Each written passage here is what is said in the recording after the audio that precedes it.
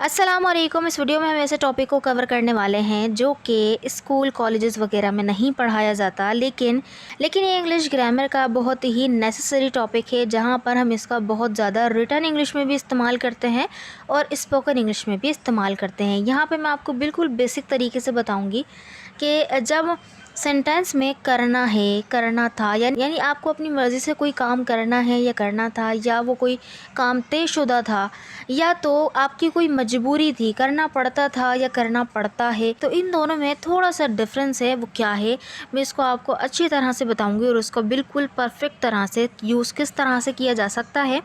So let's begin. तो चलें देखते हैं। सबसे पहले देखें, ये कुछ प्रैक्टिस सेंटेंसेस हैं कि आप इनको आराम से बना सकते हैं।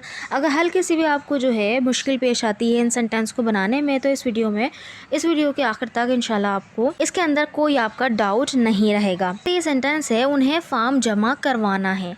उन्हें फॉर्म जमा करवाना है, तो यानी यहाँ पर जो है एक विश जाहिर हो रही है, एक तयशुदा काम है कि फ़ॉर्म इस तारीख़ पर जमा करवाना है। तो तयशुदा तारीख़ है, तो ज़ाहिर सी बात है ये काम हमें करवाना ही करवाना है। तो ये किसको ज़ाहिर कर रहा है, एक स्केड्यूल्ड काम को ज़ाहिर कर रहा है, या तो यहाँ पर हमारी मर्ज़ी भी शामिल है, ठीक है।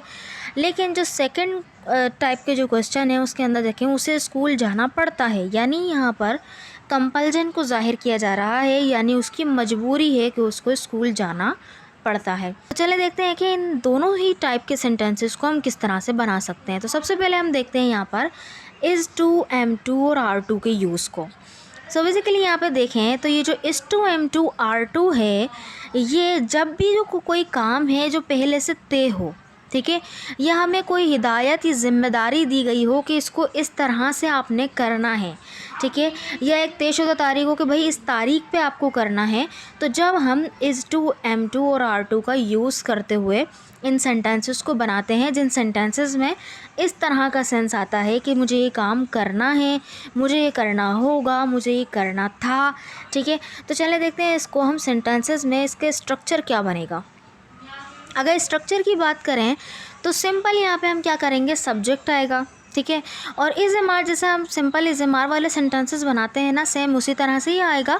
बस क्या होगा, इज़ टू जो है ना हम यहाँ पे कब यूज़ करेंगे, जब सब्जेक्ट में ही, शी, इट और कोई सिंगुलर नेम आ जाएगा, ठीक है।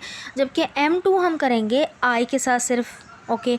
जबकि आर टू करेंगे यू, वी, दे और कोई प्लूरल नेम जब सब्जेक्ट में आएगा। फिर उसके बाद डायरेक्ट हम वर्ब की फ़र्स्ट फॉर्म लगा देंगे। तो ये आपको पता ही है, इंग्लिश का रूल है, जब भी टू आता है तो टू के बाद आने वाली वर्ब क्या होती है, वर्ब की फ़र्स्ट फॉर्म होती है। तो यहाँ पे यही हुआ, वर्ब की फ़र्स्ट फॉर्म आई, देन उसके बाद जो ऑब्जेक्ट होगा वो आ जाएगा। जैसे एक सेंटेंस है, उसे 5 बजे डॉक्टर से मिलना है, तो किसे मिलना है, उसे मिलना है। उसे को हम कंसिडर कर लेते हैं कि वो एक लड़का है, ठीक है। तो यहाँ पे ही को कंसिडर करते हैं, तो ही के साथ क्या आएगा, इज़ टू का यूज़ करेंगे ना, तो बनेगा ही इज़ टू। और मिलने को हम क्या बोलते हैं, मीट, तो फर्स्ट फॉर्म आ गई मीट। और किससे मिलना था, डॉक्टर से, द डॉक्टर। और कितने बजे, at 5। He is to meet the doctor at 5। Simple, बिल्कुल कोई इसमें मुश्किल नहीं है, सिंपल सेंटेंस बना। पहले सब्जेक्ट आया, फिर उसके हिसाब से इज़ टू लग गया, ठीक है, और फिर वर्ब की फ़र्स्ट फॉर्म आई। यहाँ पे मिलना था, वर्ब की फ़र्स्ट फॉर्म मीट, और फिर जिससे मिलना था वो आ गया द डॉक्टर, और फिर जितने बजे मिलना था, एट 5, 5 बजे, ओके। सो सेंटेंस बना कि he is to meet the doctor at 5। Next और सेंटेंसेस देखते हैं ताकि और अच्छी तरह से इसको हम समझ पाएँ। जैसे मुझे आज क्लास ज्वाइन करनी है, तो यानी क्लास ज्वाइन करने का आज पहला दिन हो सकता है ना, तयशुदा है कि आज क्लास ज्वाइन करनी ही आपने करनी है। तो यहाँ पर हम क्या दिखा रहे हैं, एक तयशुदा टाइम दिखा रहे हैं कि मुझे ये काम करना है, सही। या मेरे टीचर ने मुझे कहा है कि आज आपने लाजमी क्लास ज्वाइन करनी है, तो वो एक क्या है, एक मैं हिदायत पर अमल कर रही हूँ कि मुझे ये करना है ये काम, ठीक है। तो मैं मुझे आज क्लास ज्वाइन करनी है। सो मुझे यानी आई के साथ आपको पता है एम टू लगता है, तो आई एम टू, और फिर क्या आ गया, ज्वाइन करना, तो ज्वाइन द क्लास। को क्या ज्वाइन करनी है, क्लास, द क्लास, और कितने बजे, यानी किस टाइम, आज। So I am to join the class today. जैसे एक और सेंटेंस हम यहाँ पे देखें, उन्हें फॉर्म जमा करवाना है, तो फॉर्म जमा करवाना इसको हम क्या बोलते हैं, सबमिट, है ना। तो उन्हें यानी एक से ज़्यादा है दे, तो दे के साथ हम यूज़ करते हैं आर, तो बन जाएगा they are to submit the form, they are to submit the form, ठीक है। तो यहाँ पे हमने इस टू, एम टू और आर टू का यूज़ किया जब भी कोई काम हमें स्केजुअल के हिसाब से, टाइम पीरियड के यानी तयशुदा टाइम के हिसाब से करना हो, या कोई हमें हिदायत दे कि आपको ये करना है तो आप करें, ठीक है। उन्हें फ़ॉर्म जमा करवाना है, या तो लास्ट डेट होगी फ़ॉर्म जमा करवाने की, या तो किसी ने हिदायत दी है कि भाई आज ही आपने करवाना है, तो आप वो करवाया जा रहा है फॉर्म, ठीक है ना। चलें नेक्स्ट, अगर पास्ट में अगर यूज़ करें तो क्या होगा, वॉज टू और वर टू का यूज़ कर लेंगे। यानी कि जब कोई काम माजी में तय था लेकिन वो हुआ या नहीं ये ज़रूरी नहीं है, ये हमें नहीं मालूम कि वो हुआ या नहीं, लेकिन बस आपने बताना है कि ये काम मुझे करना था, ठीक है, ये मुझे करना था ये काम, यानी वो तयशुदा था उस वक्त करने का। आप हुआ या नहीं इससे हमें कोई सरोकार नहीं है, फ़िलहाल हम यहाँ पर ये बात कर रहे हैं। अच्छा, स्ट्रक्चर जैसे कि सब्जेक्ट आए, फिर उसके बाद वॉज टू आए या वर टू आए, ठीक है। आपको पता है वॉज टू लगेगा आई, ही, शी, इट और सिंगुलर नेम के साथ, जबकि वर टू लगेगा यू, वी, दे और कोई प्लूरल नेम के साथ। और फिर पता ही आपको टू के बाद वर्ब की फर्स्ट फॉर्म आएगी और देन ऑब्जेक्ट आ जाएगा। जैसे ये एक सेंटेंस है, उसे कल सफ़र करना था, शायद आप किसी से बात कर रहे होंगे उसके बारे में और आपने बोला अच्छा मुझे याद आया उसे कल सफ़र करना था, तो मे भी कि उसने वो सफ़र कर लिया, ठीक है, या उसने नहीं किया, लेकिन आप बता रहे हैं। अब कॉन्वर्सेशन में आपको पता है ना वो बात की कर लिया कि नहीं कर लिया, या आप फ़ोन करके कंफर्म कर लेंगे भाई आपका कल सफ़र था, आपको जाना था, so have you done that. So यहाँ पर हम जो है उस बात को करें, तो उसे कल सफ़र करना था। इस सेंटेंस को हम बनाएंगे he was to travel yesterday, he was to travel yesterday, तो ही आया सब्जेक्ट यानी उसे करना था। अब ये वॉज टू हमें पता है वॉज टू लगेगा इसके साथ, और वर्ब की फर्स्ट फॉर्म आ गई सफ़र करना यानी ट्रैवल, और कल करना था यानी पिछला गुजरा हुआ दिन येस्टरडे, ठीक है। अच्छा, एक और सेंटेंस देखते हैं, हमें शादी में शिरकत करनी थी, हमें शादी में शिरकत करनी थी, ठीक है। तो जाहिर सी बात है शादी कार्ड आया हुआ होगा, उसके ऊपर तारीख मेंशन होगी, तो वो जो शादी है वो तयशुदा है उस वक्त पर होगी, तो हमें वो शादी को शिरकत करनी थी, इसलिए हमने ये काम छोड़ दिया और हम शादी में गए, ठीक है। So we were to attend the wedding, we were to attend the wedding. तो देखें वी के साथ हमने क्या यूज़ किया, वर टू का, और वर टू के बाद वर्ब की फर्स्ट फॉर्म यानी शिरकत करना, अटेंड करना होता है, द वेडिंग शादी, ठीक है।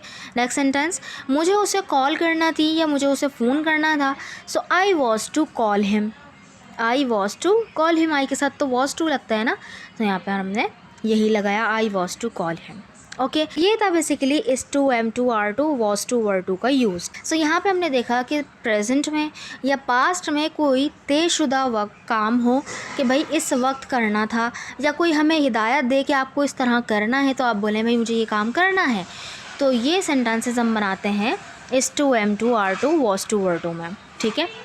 चलें अब आते हैं जब हमारी कोई कंपल्जन हो तो हैव टू, हैज़ टू का कब यूज़ करेंगे। So basically have to, has to का यूज़ हम जब करते हैं जब कोई काम आपको करना ज़रूरी हो या करना वो लाजिम हो, ठीक है, या आपकी मजबूरी हो, ये तीनों ही तरह के ये सेंस देता है, ठीक है। जैसे आप यहाँ पे सेंटेंसेस बनाते वक्त ये वर्ड्स इस्तेमाल करते हैं कि जैसे मुझे ये करना पड़ता है, मुझे ये करना है वाला सेंस भी आ सकता है जो is to, am to, are to में आ रहा था, तो लेकिन यहाँ पे जो सेंस है वो थोड़ा अलग होगा, डिफरेंस होगा। वो क्या कि कोई काम बहुत ज़्यादा ज़रूरी है, या लाजिम है, लाजमी आपको करना है, या तो वो आपकी मजबूरी है, ठीक है, तो हैव टू, हैज़ टू का हम यहाँ पे यूज़ करते हैं। जैसे स्ट्रक्चर भी सेम होगा कि हम सब्जेक्ट के बाद हैव टू और हैज़ टू का यूज़ करेंगे। हैव टू आपको पता है आई, वी, यू, दे और प्लूरल नेम के साथ, और जबकि has to he, she, it और सिंगुलर नेम के साथ। और फिर आपको पता ही है कि टू के बाद जो वर्ब आती है वो वर्ब की फर्स्ट फॉर्म आती है, तो यहाँ पे भी वर्ब की फर्स्ट फॉर्म आएगी और देन ऑब्जेक्ट आ जाएगा, ठीक है। सेंटेंस अगर देखें, मुझे पढ़ना है या मुझे पढ़ना पड़ता है, दोनों ही सेंस आ सकते हैं। इन द बैकग्राउंड इसका जो सेंस क्या है कि कोई आपकी मजबूरी है, you have a compulsion to do this, so it is your duty और it is very necessary to do it. In that particular situation we will use have and has to, okay. So यहाँ पे अगर हम sentence बनाएं तो बनेगा I have to study, so I के साथ हमने हैव टू लगाया और फिर पढ़ना, तो स्टडी लगा दिया। आई हैव टू स्टडी, मुझे पढ़ना है, मुझे पढ़ना पड़ता है, यानी मेरी ये जिम्मेदारी है। लेकिन अगर यहाँ पे तयशुदा होता कि इस यानी 5 बजे के टाइम पे मुझे पढ़ना है, तो फिर मैं बोलती कि आई एम टू स्टडी। ठीक है, I am to study at 5 o'clock, I am to study at any time. ठीक है, तो यहाँ पर जो है हम बताते कि कोई स्केड्यूल टाइम है, इस वजह से हमने एम टू लगाया। लेकिन हैव टू मजबूरी, या तो ज़रूरत हो किसी काम को करने की, बहुत ज़रूरी काम है, या तो लाजिम हो यानी लाजमी हो। चलें एक और सेंटेंस देखते हैं। उससे जल्दी उठना है, तो उसकी मजबूरी हो सकती है, शायद उसके कहीं जाना हो सकता है वो जॉब पे जाती हो, या तो वो जॉब पे जाता हो, या उसको स्कूल जाना है, या कहीं भी जाना है जिसके लिए उसे जल्दी उठना है, उसकी कोई मर्ज़ी नहीं है उसके अंदर। So she has to wake up early, she has to wake up early, उसे जल्दी उठना होता है, उसे जल्दी उठना पड़ता है। चले आते हैं हैड टू की तरफ। हैड टू बेसिकली यहाँ पे सेम वही है, लेकिन जब कोई काम माजी में लाजमी हो या मजबूरी के तहत किया गया हो। ठीक है, तो जैसे यहाँ पे सेंस ये आ जाता है कि मुझे ये काम करना पड़ता था, मुझे ये काम करना पड़ा, या मुझे ये काम करना था।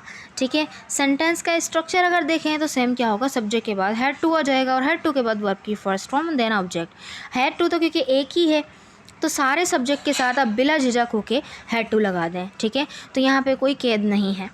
अब आते हैं सेंटेंस की तरफ। मुझे अस्पताल जाना पड़ा, मुझे ये काम करना पड़ा। ठीक है, तो बनेगा I had to go to the hospital, I had to go to the hospital. Hospital जाने के अलावा और कोई चारा नहीं था, बहुत ज़रूरी था कि मुझे हॉस्पिटल जाना पड़ा। ठीक है, इसी तरह से एक और सेंटेंस देखते हैं। उसे सफ़र मनसूख करना पड़ा, उसे सफ़र मनसूख करना पड़ा, यानी कि कैंसिल करना पड़ा। मनसूख करना मीन्स, सो बनेगा she had to cancel the trip. किसी अर्जेंट कोई काम आ गया होगा या कोई और वजह हो गई होगी जिसकी वजह से उसे करना पड़ा, ये मजबूरी बन गई होगी कोई। ठीक है, कि ट्रिप को ही उसने बेचारी ने मनसूख कर दिया। तो she had to cancel the trip. Last हमारा सेंटेंस है, हमें 1 घंटा इंतज़ार करना पड़ा। इंतज़ार का लम्हा तो आपको पता है ना कितना कठिन होता है, तो फ़िलहाल तो वहाँ पे यानी एक मजबूरी बन गई थी, तो इंतज़ार करना पड़ा। We had to wait for an hour, we had to wait for an hour. I hope कि आपको इसका यूज़ अच्छी तरह से समझ में आया होगा। अगर आपको वीडियो अच्छी लगी है तो चैनल को ज़रूर सब्सक्राइब कर दीजिएगा, वीडियो को लाइक करना मत भूलिएगा। और ये बिगनर्स के लिए मैं जो है ऐसी सीरीज़ वीडियोस बना रही हूँ कि आप ज़रूर वीडियोस को फॉलो कीजिए। मैंने अभी पार्ट्स ऑफ स्पीच की भी वीडियो बनाई, फिर मैंने उसकी कुछ प्रोनाउंस थे, कुछ ऐसे वर्ड जो कि बहुत ज़्यादा यूज़ होते हैं, लेकिन अक्सर कंफ्यूज हो जाते हैं लोग कि कहाँ पे हम कौन सा प्रोनाउन यूज़ करें, तो वहाँ पे मैंने उसको बिल्कुल अच्छी तरह से एलेबोरेट किया हुआ है। अगर आपको वीडियो देखनी है तो मेरे चैनल को ज़रूर विज़िट कीजिए। मैं इंशाल्लाह अब बहुत ज़्यादा अच्छी वीडियोस बना रही हूँ। और अगर आप कोई रिक्वेस्ट करना चाहते हैं कि कोई वीडियोस अगर आपने बनवानी है, या तो कोई टॉपिक जो आपको समझ में नहीं आता, कोई मुश्किल लगता है, भले से कोई बेसिक टॉपिक हो, जो भी हो, आप मुझे कमेंट बॉक्स में बता सकते हैं। इंशाल्लाह मैं आपके क्वेरी पे अमल करूँगी, उस पर काम करूँगी और आपके लिए वो लेक्चर ज़रूर बनाऊँगी। सो आई होप कि आपको वीडियो अच्छी लगी होगी। Thank you so much.